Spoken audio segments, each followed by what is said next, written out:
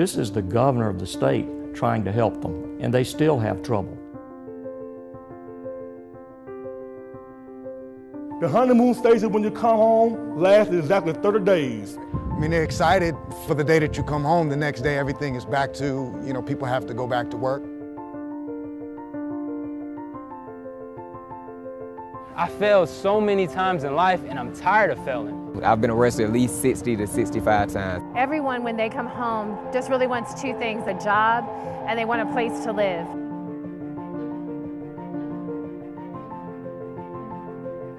It's time to think differently about reentry. People do need to be punished for their crimes. That's our job. But when this punishment is over, when their sentence is served, these citizens are going to be rejoining our communities in numbers of over 600,000 across the country each year. So when they return, these citizens, they need to be able to reconnect with their families. They need to find a job. They need to take care of their children. But they can't do that if they can't find housing, if they can't find a job, if they can't get their needed mental health treatment, and they can't support themselves. So we just need to rethink some of the obstacles that are making it prohibitively difficult for these citizens to make it when they return, so that they don't turn back to a life of crime, so they don't reoffend. And we need to offer help and support where that's needed.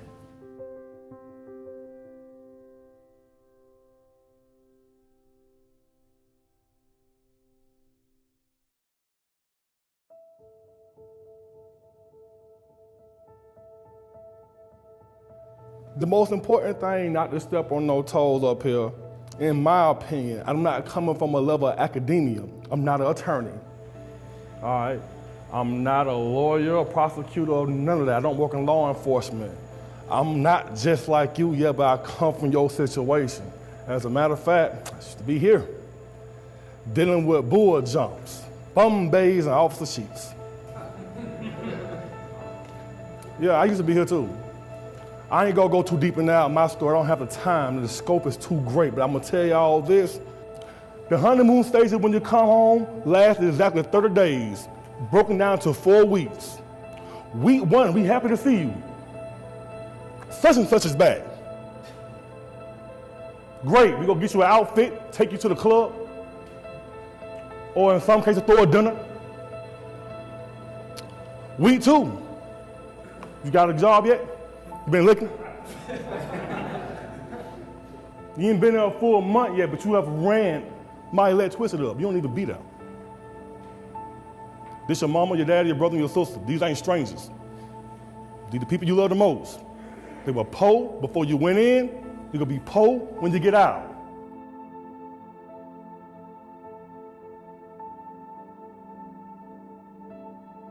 Because I actually went in prison when I was 18. So when I got out, I was still 18 years old mentally. And so you're just talking about a young man that was tied up in a grown man's body.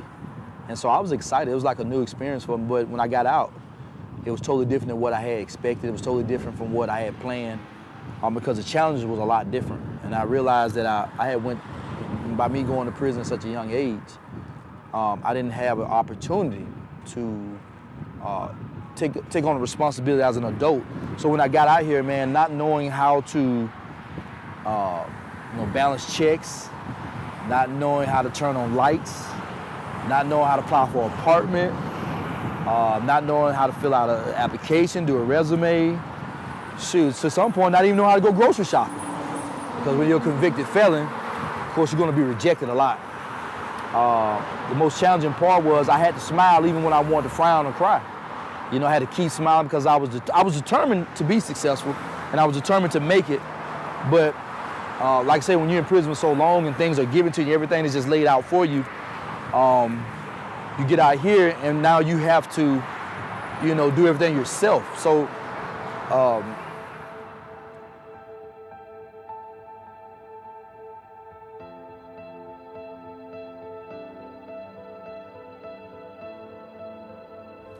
My name is Nathan Deal. I'm the governor of the state of Georgia, and I am in my 7th year as governor.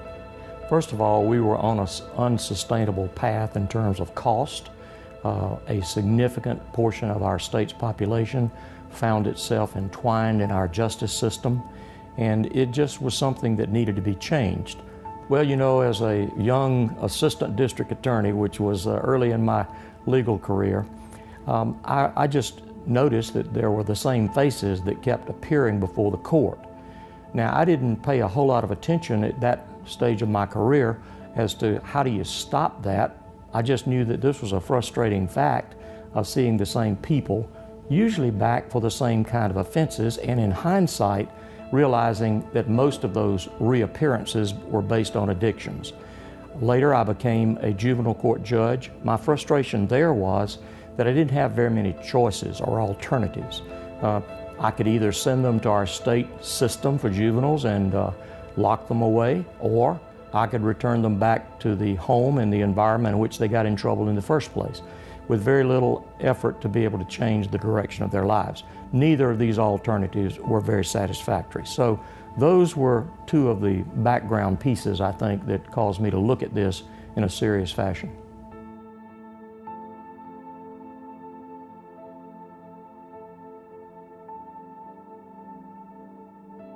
When I was a child, I didn't really have a lot of professional dreams as far as like what it was I wanted to do.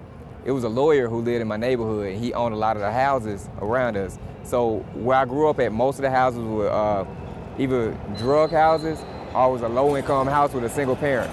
The only houses that really were nice, he owned all of them, and he kept his properties up really well. So I didn't know a lot about what he did, but I liked his lifestyle. So I thought to myself, I could be a lawyer because I saw the lifestyle he lived. And then once I got older, that's when I started seeing all the drug dealers, and I started noticing how their lifestyle was. And because I didn't really know the lawyer and I didn't know how he became a lawyer, I decided it would be easier to be a drug dealer and live that lifestyle because it seemed more in reach.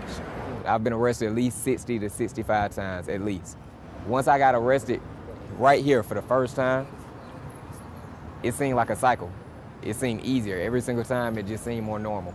And just in one county, in a 6-year time period, I've been arrested for over 15 felony offenses, spanning from drugs to guns to all kinds of different things. And sitting back looking at that sheet of paper and looking at what my life used to be and how I used to be, it blew me away just to see how short of a time period that is and how much I did in just that short of a time period.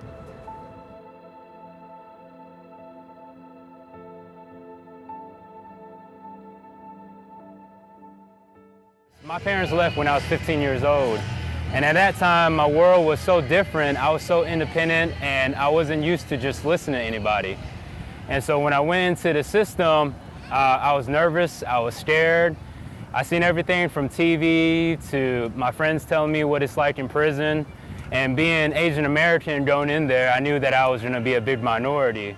Years later, I'm given a piece of paper letting me know that, hey, on this date, you're gonna be released.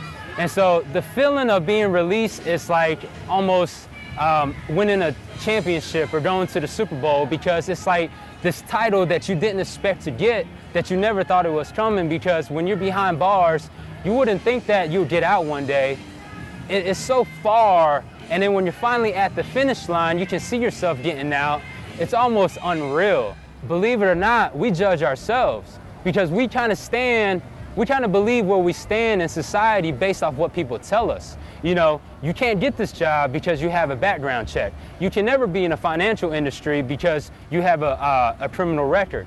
And then you start believing this stuff, you start giving into this stuff, and that's when recidivism and things that happen, like doing what you're used to doing, selling drugs or going back to the old ways, because you kind of disbelieve that, oh man, when I was in prison, I thought I was gonna be a overcomer. I thought I was gonna be this achiever. And then reality sets in that you can't do this, you can't do that. And you start believing in it, and once you disbelieve that you can believe to do something, that's when everything kind of just crumbles. If you can't believe in yourself, how can you convince somebody else to believe in you? I actually grew up in a lot of domestic violence, and I really didn't have a lot of hopes and dreams when I was a child. I just really didn't think about that. I just wanted to get out of the house. I just wanted to be gone. Pulaski is a women's state prison, and I went there for trafficking methamphetamine. I was in prison once before, and when I came out, I couldn't even get a job at McDonald's. I mean, I put application in, and you know, I just kept getting shot down left and right. And I got back into construction, and when the weather's bad or what have you, you're out of work for a period of time. And then, you know, when you have dependents and people depending on you, you have a whole household depending on you, what else? You're gonna go make the easy money again. It brings a lot of regret. It brings a lot of, I wish I would have not done this. Being a high school student with a 3.8 GPA and 2 basketball scholarships, I was incarcerated for 11 counts of armed robbery, 5 counts of aggravated assault, just for being the driver of the car that my mother purchased for my graduation gift.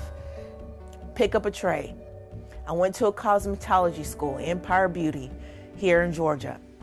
Yeah, we'll take you in to come to school, but when you graduate, you have to go to the state board to get licensed. And I know from my experience, you can do hair, but if you get caught doing it without a license, where am I going? Back to jail, and that's not where I'm trying to go. So to get just to be a cosmetologist, just to dye somebody's hair, just to perm their hair, to braid their hair, wherever the case may be, put curls in it with a curling iron. You mean to tell me I can't get a license for that? So I'll try to be a barber. You can't get a license for that. So what do you tell a person like me? For so long, I just made it a habit to lie on my application and worked at a place until they ran that background check. And I said, they have to tell me that I have to leave. They're gonna tell me that they can't hire me any longer. And what happened was I started to take jobs for short periods of time just to try to accumulate as much money as I can until I was able to get on my feet. So then I thought about it, I cannot be the only person going through this. What are people doing when they get out? I know I can't be the only person going through this. And so, as you know, so then I said, okay, well, maybe entrepreneurship. That's the one thing they don't do a background check. Oh, thank God. Thank God. So the first thing to talk about with a criminal record is that 70 to 100 million people in America have a criminal record. That's anywhere from a quarter to a third of the population almost. Some estimates are that 30% of working-aged adults in America have a criminal record. To put this in perspective, that's almost twice the number of those who are impoverished in America. It's almost 9 times or 10 times the number of veterans in this country. It's a huge part of the population. Here in Georgia, it's almost 40% of the population. So big chunks of the population have a record. And by record, we talk about someone who's been arrested and or convicted, because both can become a problem for you if you're trying to get a job, if you're trying to get housing, if you're trying to go back to school, if you're trying to get some kind of benefit. You know, it seems that because a person gets a felony or a person goes to prison, somehow society has come to the point where we write them off. And we need to understand that these are individuals who are coming out of prison, and whatever their offense was or whatever they were convicted of, they have paid their debt to society. They still have families that are dependent upon them. They're still human beings and individuals that are in need of just the general necessities to sustain their lives, so that they need to work. And we need to make sure that, you know, we give them those opportunities and just do not write them off. One of the other things that I think is important to understand is that because many of them have been disqualified from being considered for employment by many employers, what has happened is we have a very large untapped resource of trained, ready, and eager workers who have not been tapped into because we've disqualified them simply because they made a mistake, they paid for it, but for some reason they wear that X for the rest of their lives. Once you get that F, that felony, that is something that is carried on your name for your whole life. It means that no matter what you did and when you did it in your life, you will be judged by it. I guess it's just real talk. People think that sometimes just by being arrested, going to jail, and even going to prison, that's where the real fight begins. It doesn't. The biggest fight is coming home and facing the reality of life as a convicted felon. This stack right here, These 200 business cards represents my fight and my struggle to come home. I have a master's degree. I have years and years of human services background and experience, but I was unable to get a job. These cards now sit on my desk at my job to remind me of how grateful I am that I actually have a job, that I'm able to pay rent, and that I'm actually able to pay taxes and do my part. It keeps me free. But on the flip side, when you try to move forward, and that's what this stack now represents, now that I'm looking for that second step or that next level to go to, it's another fight.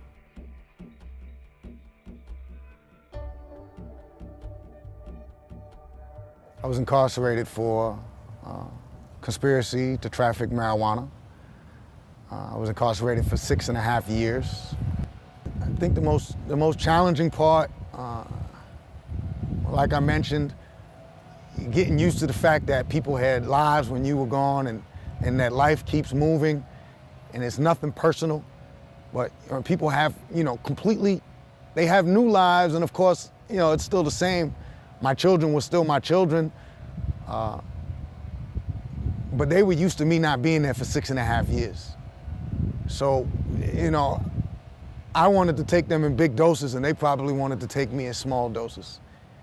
And for their mom, my wife, it was a really huge adjustment period for me because, people grow apart when they're away for that long.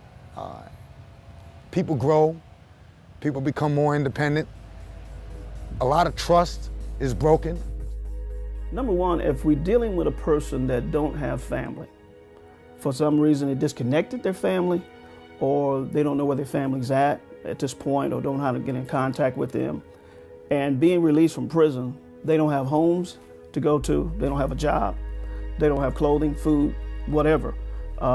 They don't know how to contact probation, parole, or how to carry on that conversation of assistance and help.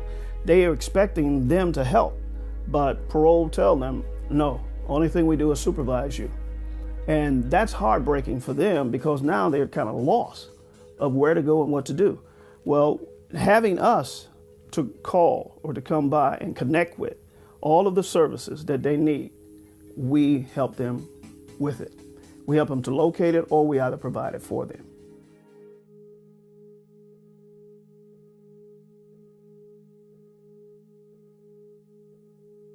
We understand why employers are often hesitant to hire individuals that have been previously incarcerated. They might have skill gaps, might not have been in the workforce for a very long time. There are other things that may attribute to them not being the best employee that they could be. But listen, the Urban League believes in cognitive restructuring. We provide curriculum and partner with other organizations such as the Martin Luther King Center for Nonviolence. They provided our students with the Nonviolence 365 curriculum that assists the individuals with understanding why changing their lifestyle is so important. Then we delve a little deeper into the cognitive restructuring. Then we go right into Tier 1 and we work with the soft skills. So understanding that the person is adjusting, is reacclimating to society is important, but the employer needs to understand that they are not alone. The Urban League is here with them to support the individual throughout the process.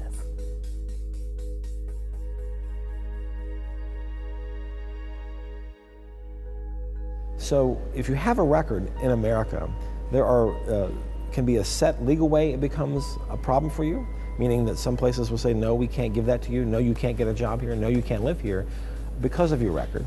Having a criminal record, this huge part of the population, is a barrier for people to basically rejoin the productive ranks of society. So in Georgia this past year, thanks to Governor Deal's work around criminal justice reform, there was a bill that passed that basically took the ban-the-box framework and applied it to the licensure process in Georgia. So what that means is that now going forward is that licensure boards and these folks who have to make a decision are given a perspective, a framework, a paradigm for how to deal with that record. I have had the opportunity and the good fortune of being able to try to help some of these individuals who are returning. We have a program where almost all of the individuals who work at the Georgia Governor's Mansion are inmates. They're in a transition phase of serving their sentences. So when they are paroled and they are trying to re-enter, finding a job and finding a place to live are major obstacles for them. And occasionally I have the opportunity to try to help them in that regard. And I think to myself, this is the governor of the state trying to help them, and they still have trouble. Just think about all of those who don't really have anybody to stand up for them. Just imagine what their obstacles might be. When you look at it from a personal perspective and you see it through the eyes of a returning citizen, the obstacles are huge, and it takes all of us, hopefully, with the right change of heart in some cases, to be able to try to come to conclusions that they deserve our help. First of all, they've paid their price, they have returned their debt to society by serving their sentence, and now we don't want them to come back into our system. But if we do not do the things and help them have the essentials that they need not to come back, then the facts of life are they will come back. If we want to keep our society safe, we should be all interested in reducing recidivism.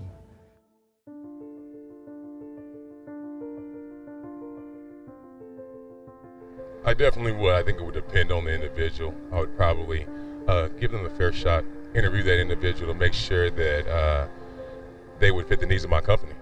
As long as they weren't a murderer or a child molester, I would be very, very happy to have them join my company. Yeah, I've had associates and friends that that needed second chances, some even third chances. So I am an advocate of that. Just the murder thing is just on another level, in my opinion. It depends on what they've done. Like if they killed somebody or whatever, self-defense, hire them. But just straight up murder or straight up thief or whatever, it just depends on the situation. Okay. Like if I was a warehouse owner, I wouldn't hire someone that's known for stealing crap out of their job. Absolutely, because we have to have programs to have people to re-enter into society. If we keep people who have made a mistake and paid their time from employment, it creates more problems after they're released, because I think every person has a desire to feed their family, and we should give them opportunities.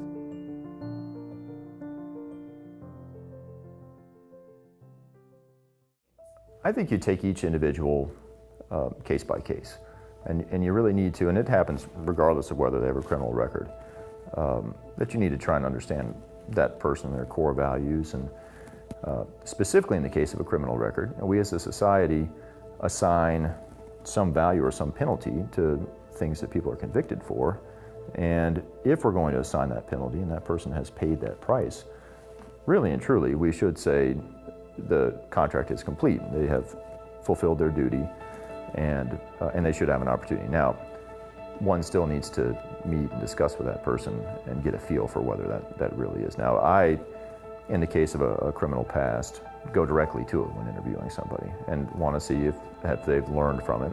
Are they making excuses for it, or are they accepting it and saying, I've done this, I've paid my price, and I'm ready to move on from it, and I need somebody to give me a chance, and I'll pay that person for that chance. I think if you get the right person in the right scenario that just needs an opportunity, you could certainly benefit from that, and they can be thankful, and you can have a great relationship. When I was a kid, I wanted to be an architect, so I am pretty much in the field that I wanted to be in. Coming through this program has helped me out, so the limitations I haven't really seen it like that, because this program has been so much to me. They pretty much teach you everything that you're supposed to, steps that you go through to prepare you for a job.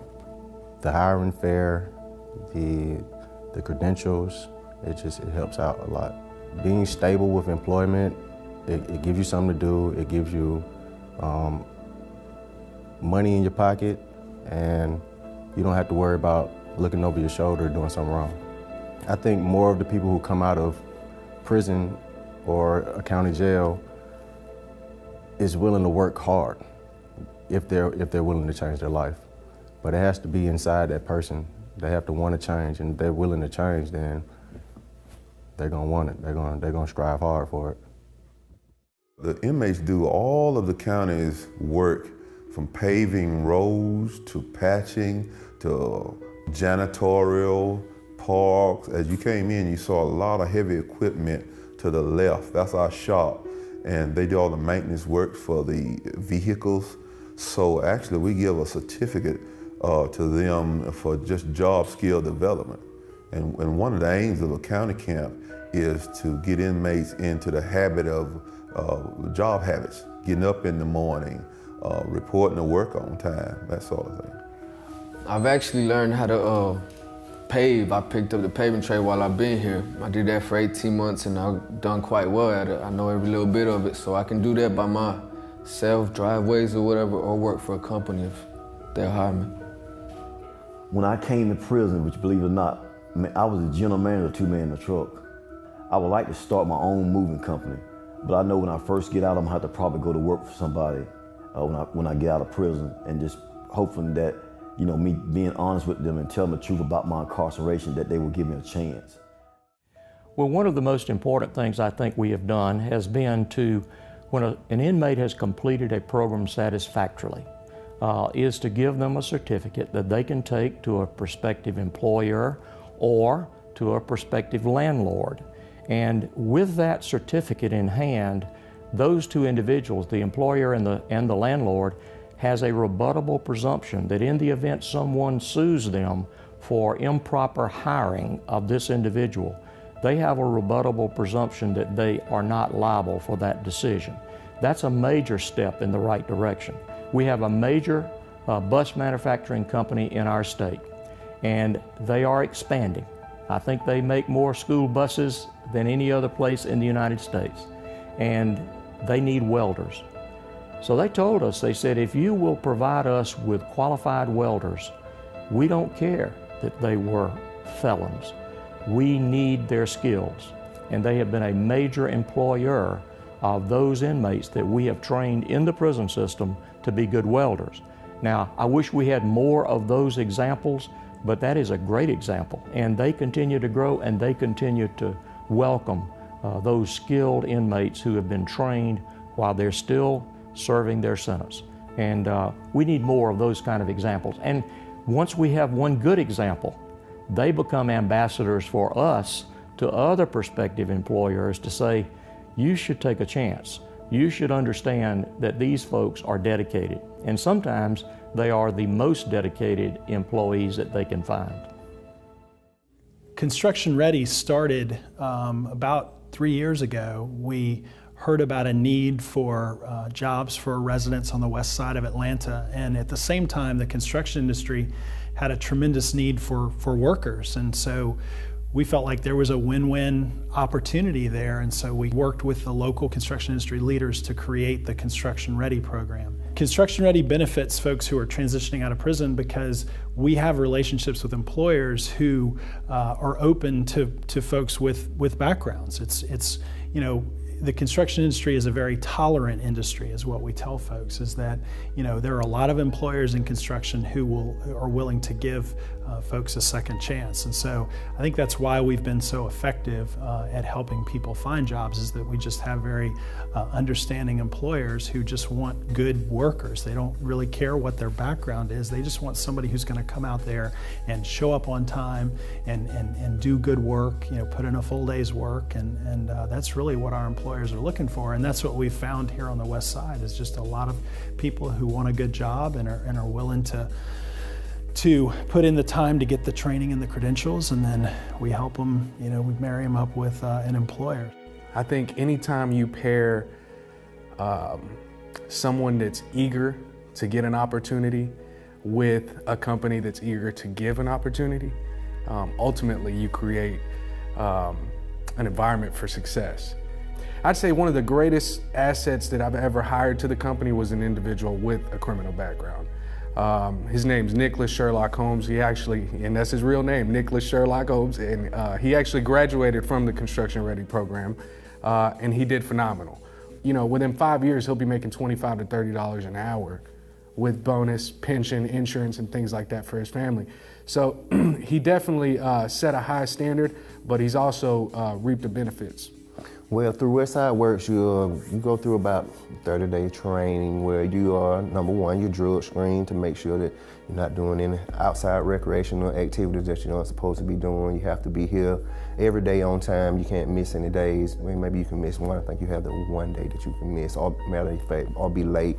Of completion of the workshop, you have your resume all written up and everything. The jobs come to you. So it's the opposite. You don't have to go to the jobs come to you. You sit down, as me and you are sitting down, they read your credentials and they offer you a job. So I was offered multiple jobs. So I had a choice to make, after this, which I've never had. Imagine going to a job fair and having a choice of which job you can pick. So Westside gives you that option. I'm with SCORE Atlanta. We are a resource partner to the Small Business Administration. We are a free mentoring and business services. We provide free consultations to people who are thinking about starting a business, especially our inmates and people who are wanting to re-enter society. A lot of inmates have had skills before they went into prison, and sometimes they've learned new trades while they're in prison as well, because we know that there can be a challenge sometimes when inmates do leave prisons and being able to find a job. And so with our free SCORE mentoring services, we can help even them be able to monetize some dreams and things that they might have been thinking about while they were incarcerated. And our free services is dedicated to helping everyone in business. It's real important to have a support system. Because once again, when you go in as a young adult, and when you come back out and you're or should be a mature adult, but you don't know how to interact, you don't know how to communicate, you don't know how to dress for success, you don't know how to talk the lingo, you don't know how to talk the language of a professional person. And you have to transition from that survivor mentality into a normal person. It's important that you have people who are willing to help you transition. And of course, that's what made my transition a little bit better, because it's several people that took an interest in my life. It's very important for society and individuals to forgive persons who have violated the law and have been punished for it, to give them another chance for several reasons. First of all, I'm a Baptist preacher. I preach the gospel of Jesus Christ.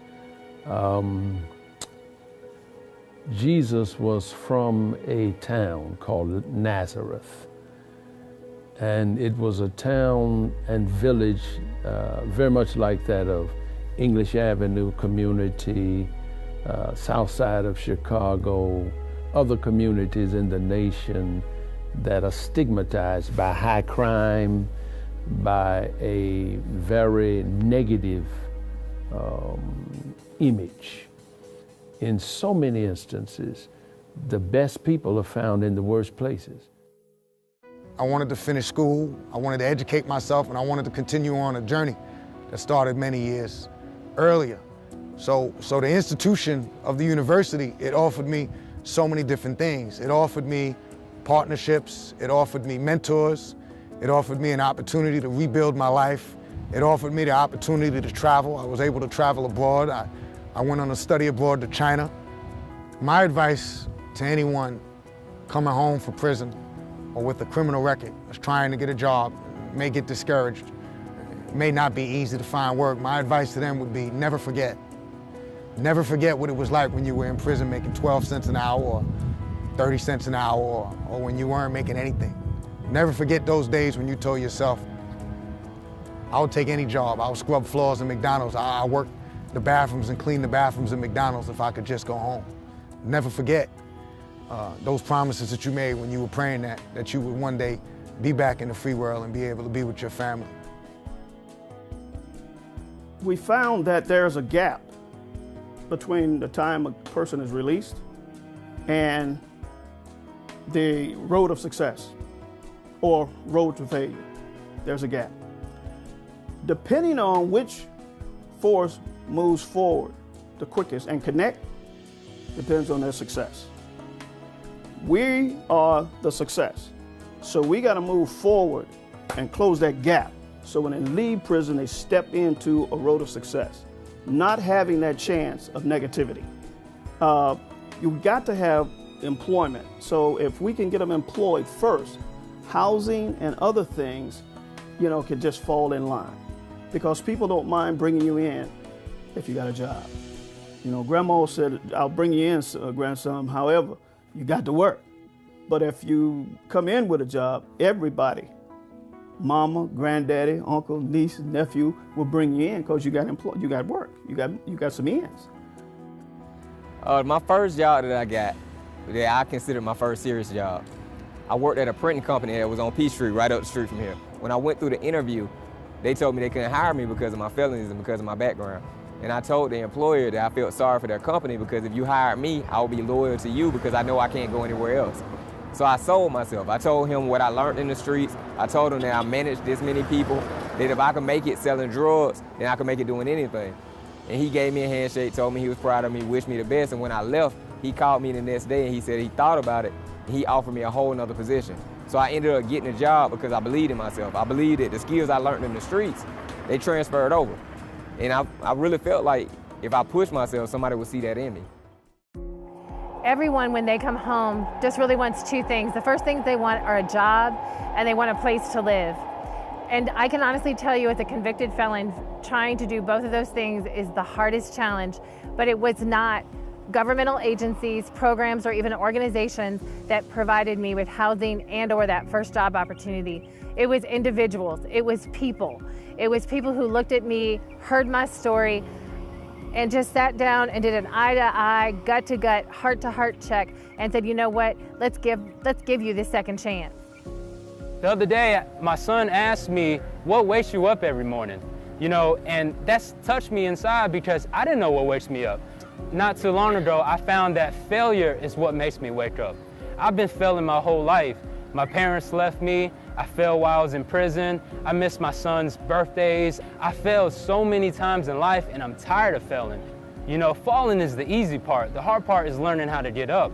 And so those are the things that I want to inspire people that, you know, no matter what background you come from, if you put your mind, heart, and soul into it, and with a little bit of help and belief, you can do anything that's possible.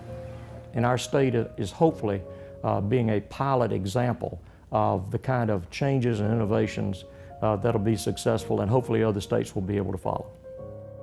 The Urban League of Greater Atlanta has been assisting the disenfranchised individuals in our communities for almost 100 years. And during this time period, we've seen some attributes in individuals that have made them a success. Some common entities. One is the determination that they come out with that this is the very last time. They've made up their mind that they're going to accept the help that they need. They're going to lean towards education. They're going to make their family members proud of them, and they're going to do whatever it takes. So being focused, being committed, accepting responsibility, and the positive navigation of our case management team and their receptiveness to it has made them successes, and we're proud. I've got so much going for me. I went through the RSAT program at Pulaski, like I said, which is a residential substance abuse treatment program. And then I went to the Metro Transition Center. I was there for 10 months.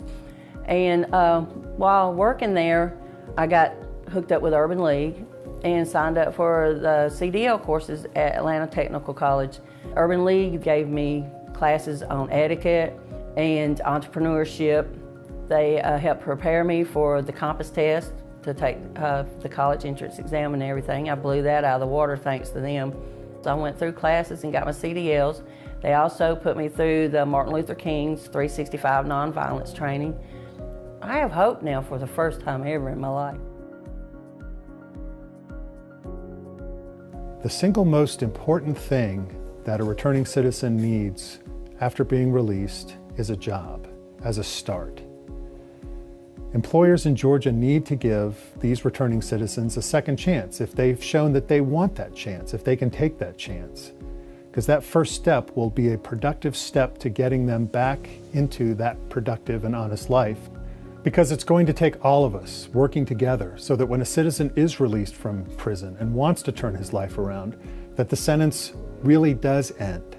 That vicious cycle of reoffending and re-victimizing and reharming the community is over. And that citizen can instead return to his family and return to be a positive part of our society. And that is when the sentence really does end.